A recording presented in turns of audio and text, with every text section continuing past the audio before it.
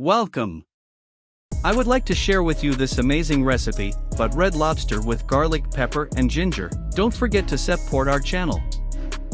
Lobster are a family of marine crustaceans. They have long bodies with muscular tails and live in crevices or burrows on the seafloor. 3 of their 5 pairs legs have claws, including the first pair, which are usually much larger than the others. This lobster tail recipe is a decadent diner, made with large lobster tails smothered with butter garlic ginger sauce and then broiled, under high heat, making these lobster tails tender and juicy.